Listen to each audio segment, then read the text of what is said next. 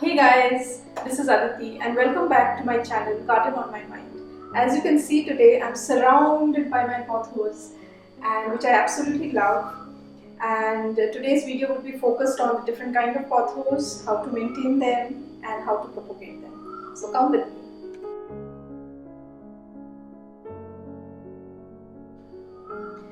So we'll start with the most common pothos, which is called the devil's ivy or the golden pothos. So if you can see the leaves, so these are a variegated version with yellow and green leaves, and they are very easy to maintain. It requires bright sunlight and watering frequently. I would say you need to dry up the soil in between waterings and it should do fine. And if you keep this plant in a bright place, like not under direct sunlight, it will really flourish. This is another pothos that I have, and if you see, the leaves are dark green in color, and these are called jade pothos, and these are pretty much similar maintenance as the golden pothos.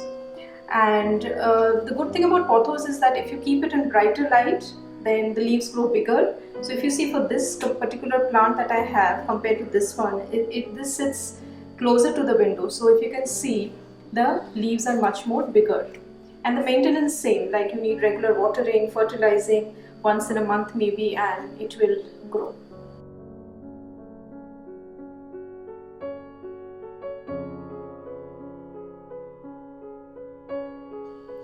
This is called the marble queen pothos. As you can see, you can make it out that it's the queen of pothos because it's so beautiful.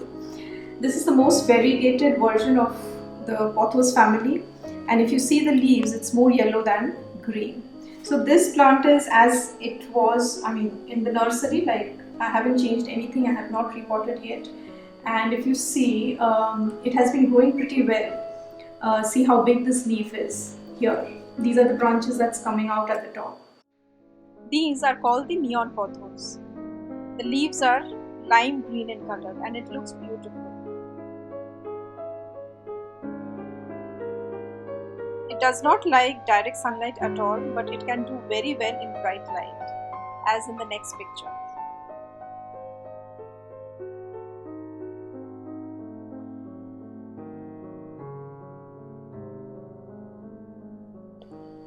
This is another variety of pothos. It's called pearl and jade. This plant, generally I've seen it's a little slower in growth and it does not, become as big as, say, a devil's ivy or a jade potho, but it's beautiful, and the variegation that you see is very stark between the yellow and the green leaves.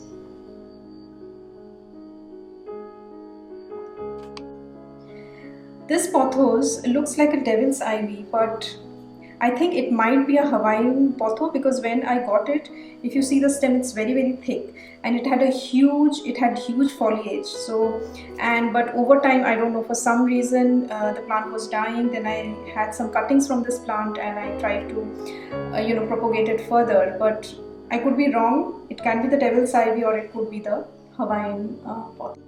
So there is a difference between pothos and philodendron. So I have one variety of philodendron here. It might look like a potho, but there are many differences between the two. So philodendron have very thin leaves, unlike the devil's ivy, and they don't have a very prominent midleaf, as you can see here. And they are, I think, looks more delicate than pothos. So here I have a philodendron which I have propagated because I think the mother plant did not survive for some reason. But today I'll show you how to repot this propagated philodendron. Now I'll show you how to propagate the pothos, which is very, very easy. So there are two ways to propagate it. So first is the cuttings, which I'm going to show you. And the second part is that the cuttings can either be put in directly into the soil or you can put it in water.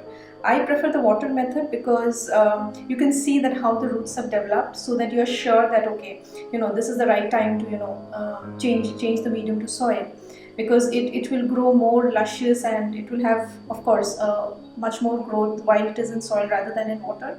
But the initial few weeks or months, if you put it in water, I think it is better because you can see the roots how they have developed. So you know that when to plant it in soil. So starting with the cuttings. So this is from my neon potho that I was talking about. So these are the nodes, these are the roots that they are coming out. But in this case, it is drying out because it has no medium, neither water nor soil.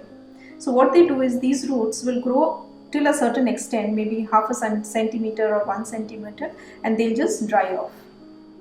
So what we need to do here is we have to do cutting to have these nodes in place so that this node can either go into the soil or the water.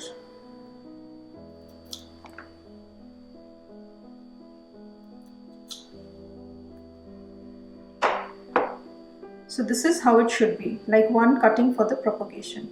The root is starting here. If you see, there are 4 smaller roots. So I'm guessing if all the roots come out, it would be pretty good, and you may have a much more bushy foliage. So we'll continue the similar way with the other nodes. So in this case, there are 2 nodes. Either you can keep it or chip them off. I would prefer chipping them off. This is one. This is one more. And you don't need such a big stem here, so you can just chop them off. So it's pretty easy. So all you have to do is just hold it like this together so that the nodes are at the bottom.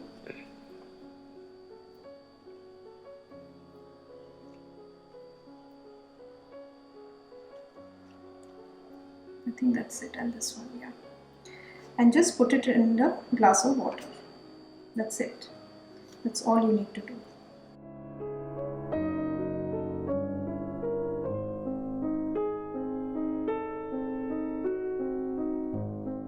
The cuttings should be kept in bright light. I have all my cuttings kept in my kitchen windowsill where it gets ample indirect sunlight. And after a few months, the root should have developed like this one.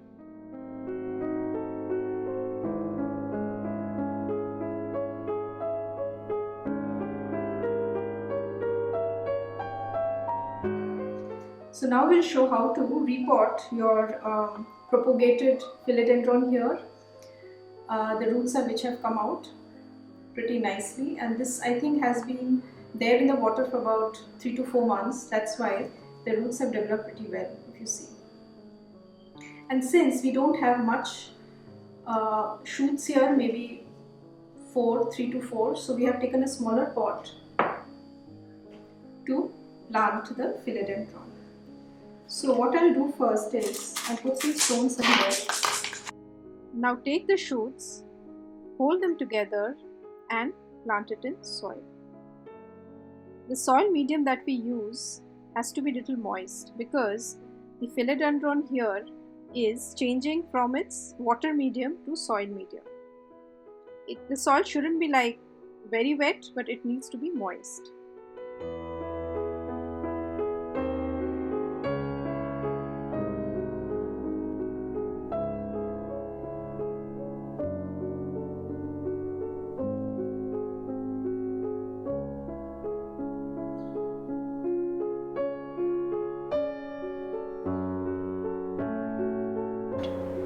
Now I show you how to maintain your pothos. So very first step is watering. So the thumb rule is very easy. The soil should be completely dried out before the next watering. The soil in this pot is completely dry for the next watering, and it doesn't stick to my fingers. We will use plain tap water to water the pothos. Make sure that the pothos sit in a well-draining pot and the whole water is drained out completely. Once it is drained out, empty the tray.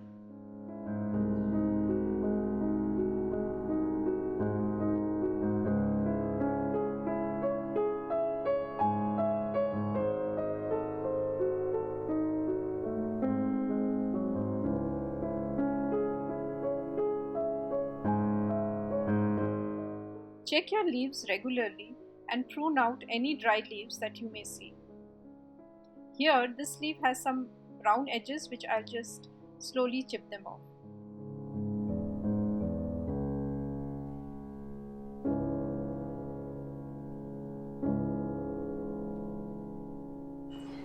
The second and most important step is fertilization.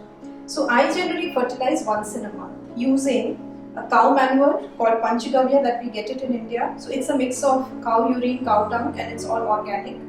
Second is seaweed extract. So I use both of them alternate months. The instructions are given at the back label, like the measurements, like whether it's 5 ml in a liter of water or 3 ml in a liter of water, and you just have to mix it and put it in the soil, as easy as that. Third, and I would say the final most important step, is the light. As you know, all plants need light to grow and flourish, and pothos, it doesn't need like direct sunlight, it will burn the leaves as I mentioned earlier. So you have to just put it in a bright spot. Find the brightest spot maybe in the house and just put it there. You can keep it in a balcony without direct sunlight or near the window. So this is in my library, and this potho is about 8 feet long.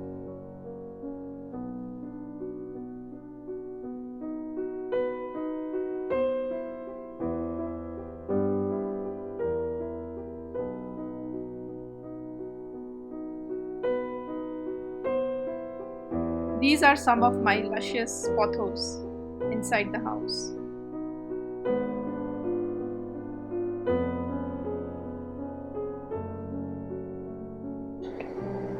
So today is the 5th day of our neon propagation, which I showed you in the video earlier. The roots have started coming out, the tiny ones, the white ones, as you can see. And this is all just in 5 days. One thing we have to make sure that we change the water every week, normal tap water, so that the pothos get enough minerals to grow the roots. The roots will grow in about 3 to 4 months when it would be ready to be repotted back to the soil.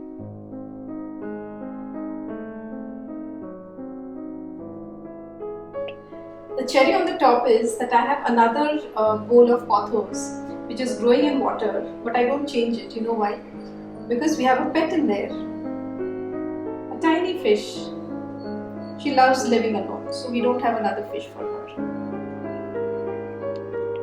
Hope my video was helpful to you. If you really liked it, just give me a thumbs up and subscribe to my channel. Till next time, happy gardening. Bye bye.